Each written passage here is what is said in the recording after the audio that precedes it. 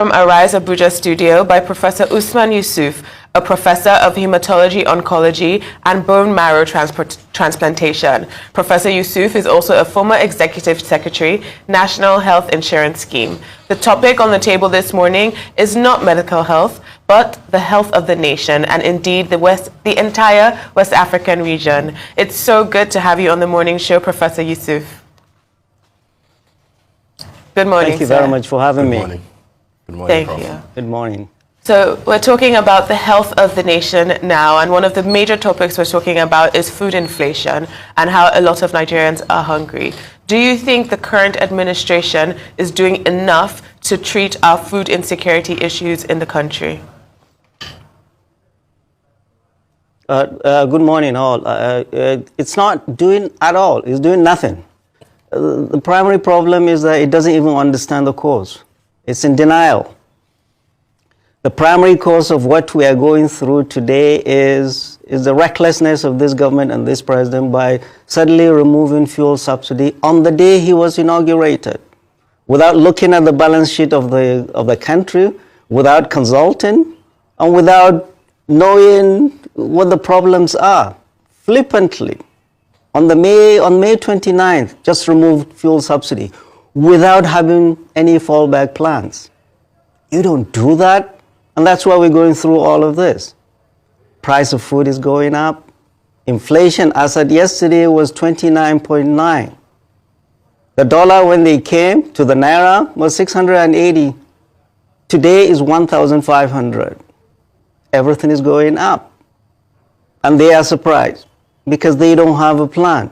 And I said it from the outset that in August last year, that TINUBU is nothing but a very painful pill for everybody to die, and people are dying. This president started this policy before he even assembling his team. It clearly showed that the president was being advised by shadowy, armchair, theoretical economists that know little or nothing about the sufferings of our people. And we all know all this policy is just a prescription they got from the World Bank in Washington, D.C. They got a prescription. And that prescription is killing our people. We've been raising our voices, telling the president and the governors. The president looks like he's just drowning. And the economic team, all they are doing is like flailing their arms as if they are drowning. I saw the three economic team the other day on TV at the National Assembly. And I was a lot more depressed than when it started. The Minister of Finance, the Central Bank Governor, and the FIRS boss. The honest truth is that they do not know how to get out of this mess. This self-inflicted pain they've put this nation through. They don't know how to get us out of it. And we are warning them. And we do not see what Martin Luther King referred to as the fierce urgency of now from this government to get us out of this mess. We are in serious trouble. Everything must stop. There is hunger in the land. Democracy means nothing to a hungry, homeless man or woman. What they are doing is akin to a doctor coming into a room, patient's room, and just looking at the numbers. Oh, the blood pressure is this, the pulse is this, instead of looking at the patient. They have no connection with our people. Our people are suffering. Millions of people, predominantly women and children, go to bed hungry in this country of plenty. Nigeria has no reason to be poor. Nigeria is not a poor country, but our wealth is in the hands of a few. And we see that, even the cost of governance. They are living as if it is 1999. Our people are dying. That is why in the north, we had the voices of our traditional rulers. They should take it seriously. You remember when the First Lady visited the Emir of Kano 2 weeks ago? The Emir of Kano told her, go and tell Mr. President that our people are suffering. There is hunger in the land. It was a coded message, because if the president does not read the papers, if he does not go through social media, if his advisors would not tell him the truth, the emir was telling the wife, go and tell Mr. President. As a follow-through, All traditional rulers in the north met in Kaduna 3 days ago, and they came out with a screaming headline all papers took 3 days ago, read by the Sultan of Sokoto. This country is sitting on a keg of gunpowder, and there is nothing more they can do to stop the anger of their people. They've run out of excuses. In the north, our traditional rulers are the last bus stop. When they start talking, leaders need to sit up and listen. We're in big trouble. Our traditional rulers and our clerics, 2 days ago, yesterday, the sermons in all the mosques in the north, people are suffering. There is hunger in the land. People are dying in the midst of plenty. Leaders sit up. Any leader who does not listen to the sufferings of his people does so at his own peril. What we are afraid of, we're not afraid of what is going to happen to politicians. We're afraid is what is going to happen to our country, Nigeria. This country we love dearly. This country that has given us more than we have given back. This country that has been formed on the blood and sweat and tears of our leaders past. No reckless politician is going to break this country up by his recklessness and not listening to the concerns of the people. All right, there Prof. is hunger in the land. All right. All is not well. All right, Prof, we heard you loud and clear, but I also know that you may not be a very big fan of the president. You probably didn't support his aspiration when he was trying to be the president of Nigeria. But of course, he's now the president, and you are looking at issues in terms of his policies. Now, you've used the example of the Emir of Kano sending a coded message to the president through his wife, the First Lady. But of course, you're also aware that the predecessor to the Emir of Kano, SLS, Sanusi Lamido Sanusi, has also come in defense of the president, stating clearly that what is happening is not the fault of neither the president nor this administration, and that the seed for what we are witnessing today was sown during the Buhari administration. It doesn't sound to me like you have any blames whatsoever for the previous administration and what Asiwaju Bola Ahmed Tinubu met on the ground. All I heard you say is that this is a reckless government who is not listening to the yearnings of the people. But this is the same president that has declared emergency on food insecurity.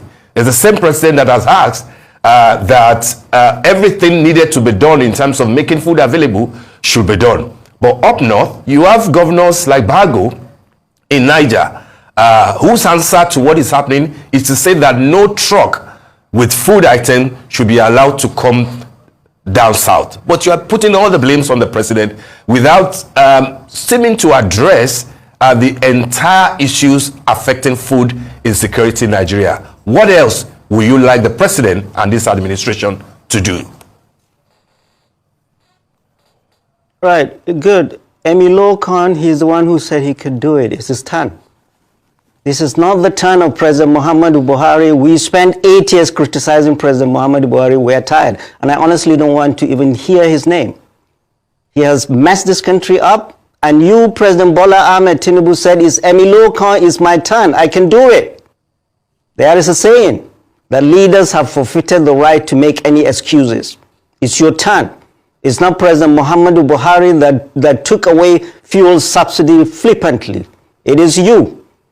And you bear all the consequences of that reckless policy. So, it is you that we and God Almighty will hold responsible for whatever happens secondary to all your policies. It's not President Muhammadu Buhari or Jonathan. You can do it. You said it's your turn. Now do it. Leaders have forfeited the right to make excuses. And the way they are going about it, they are doing nothing. Let me tell you, it is the cause, it is the reason is inflation. It's not because there is no food in the market. It's inflation. When this party came in 2015, a bag of rice, 50 kilos of rice was 7,500. Yesterday I went to the market, it was 70,000. Maize, 60,000. How much is the minimum wage? 30,000. How much does a soldier in the war front earn? 50,000. How much the police recruit constable earns? About that. They cannot even buy rice. 30,000 in those who work. What is the percentage of Nigerians that work? So, Mr. President, sit up. This is no time for excuses. Leaders have forfeited the right to make excuses. And the way they are doing it is, they're thinking of price control. They are thinking of busting warehouses. Hello, I'm old enough to have seen 14 administrations. Clearly, from that of General Yakubu Gowon to currently President Bola Ahmed Tinubu. We in 1984, I was a young doctor, 2 years out of medical school. President General Muhammadu Buhari followed the same thing. Price control, busting warehouses. Where did it take us? They haven't learned anything in 40 years. They haven't learned anything in 40 years. Yesterday, NLC, the president of NLC, Joe Ajero, said you can give ₦1 million to workers if inflation keeps eating that up. You are not going to achieve what you are going to, what you need to achieve. The primary problem is the runaway inflation. The economy is out of control. The managers of our economy, they are drowning. They don't know what to do. They are the ones that cause the deterioration of the exchange rate of the naira, the inflation we see, and the cost of food and everything in the market. It is not availability. There is food in the market. What I call on all the governors of this country and the president, everything should stop still. This is no time to build bridges or flyovers. This is the time to open the treasury and buy food and give food to the people and subsidize food. The only way you can crash down the price of food is bring down inflation. But these guys don't know how to do it. But flood the market with subsidized food. I lived in the United States forever. Everywhere in the world there is subsidy on food. You go to the supermarket, everything has tax. But food item does not have tax. Why? Because leaders of those countries know that hunger in any land has national security implications. But apparently, the national security team of this president and the president himself do not see the national security implications of hunger in the land. There is food in the land. The state and the federal government should open the treasury, buy food, import food, ship food into this country. There is an emergency, and feed our people. Their salaries cannot pay for food, cannot pay for rent, cannot pay for school fees. People are dying in the land. They are here in Abuja buying SUVs. With our compliant National Assembly, that says nothing. We are raising our voices the moment you hear our traditional rulers. The Oni of Ife said the same. People are suffering. Politicians know nothing about the people. They live with the people. You don't listen to that? You are here creating committees, one committee after the other. They are sitting and drinking tea while people are dying. No, your economic policy is not working. There is hunger in the land and there is trouble ahead. No nation will have peace if there is hunger in the land. No military, no matter how strong, no police, no matter how strong, can quell the anger of the people that are hungry in the midst of plenty. So I'll call to the president and all the governors should make food available. Forget this price control, forget this busting warehouses. Bring in food, buy food from the market and subsidize food for the people while you keep wrestling us out of this economic mess you've put us in. Okay, thank you so much for that brilliant analysis, Professor Usman. Well, let's switch gears a bit. Now, considering the historical ties between Nigeria and Niger Republic, particularly in terms of trade and food supply, how do you anticipate the ongoing sanctions affecting food security and inflation rates? And what measures do you believe should be taken to mitigate those effects? Also, given your extensive experience in government negotiation terms, what strategies do you believe that Nigeria should employ to navigate and potentially resolve this current diplomatic impasse that we're at with now with the Niger Republic over this same airspace sanctions to make sure that we're securing regional stability and stabilizing the ongoing political crisis within ECOWAS? Right, and we are where we are today because President Bola Ahmed Tinubu's government botched this negotiation with Niger after the military coup.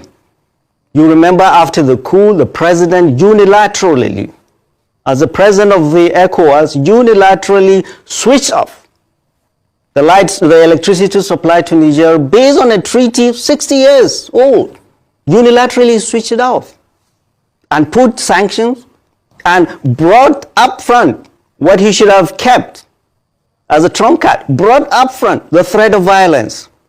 That if you don't do this, Nigeria is going to attack. He sent his military bosses everywhere to start.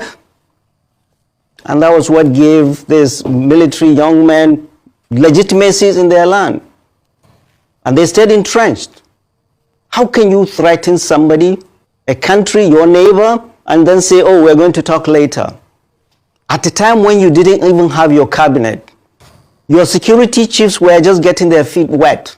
Unilaterally, you did all this without consultation. Northern Nigeria, people in Niger are our blood brothers and sisters. There are houses, Fulanis, Kanuris everywhere. The border is just artificial. ECOWAS was created 49 years ago by General Yakubu Gowon and his fellow presidents of West Africa then. Next year it will be 50. President Bola Ahmed Tinubu in 9 months has destroyed what was created 49 years ago, what has lasted 49 years. Because of lack of consultation, because of hubris. 7 states of the Federation in the north, from Kebbi to Borno, have borders, common borders with Niger Republic. People have been suffering. We have been screaming our voices and saying people have been suffering in these border communities because of closure of medicines were not going in, food supply was not going in. This is not the first time. There were several coups in Niger Republic. Leaders past navigated that and found a way to resolve it as big brothers. As big brothers. Now what he has done, this botched diplomacy, what he's done, it has pushed this young coupists in Niger, in Mali, and Burkina Faso. Say, we're leaving. How can you be at peace? How can you sleep with your 2 eyes closed when you're fighting with your neighbor? Niger is not only related to us linguistically and by heritage, but security-wise, they play a pivotal role in securing Nigeria and in helping fight banditry and Boko Haram in the northeast. And they are part of the multinational joint task force. You didn't consider all of that. You didn't consider the impact on your citizens. You just did what you did. And now all of a sudden, when these 3 soldiers say, we are leaving, we are not interested in ECOWAS, oh, they are running after them. So it was wrong. We are in more difficult security situation with Niger and Mali and Burkina Faso out of the ECOWAS than when they were in.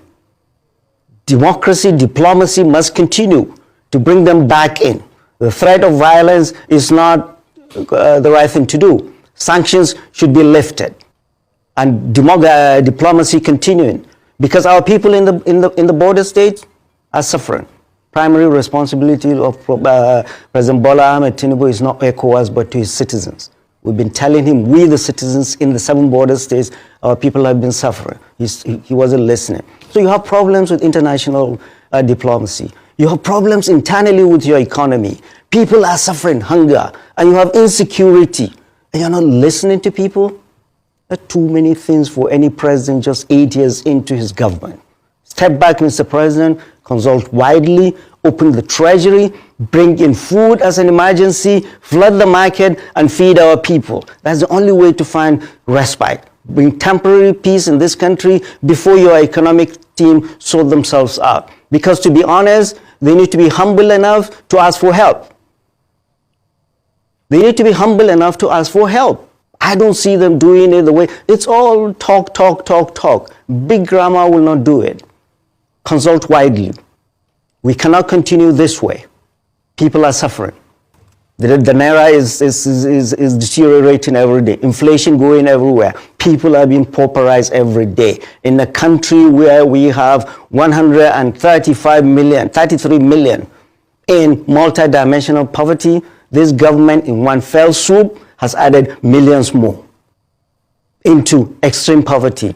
In a country where you have more than 20 million children out of poverty, predominantly in the north, you have added a lot more out of school. How can there be peace in any society like this? And you're spending a lot more money on buying Tucano jets. No military, no matter how powerful, can bomb poverty, can bomb hunger, can bomb grievances. So, listen to us, Mr. President. Nigeria is not in good shape.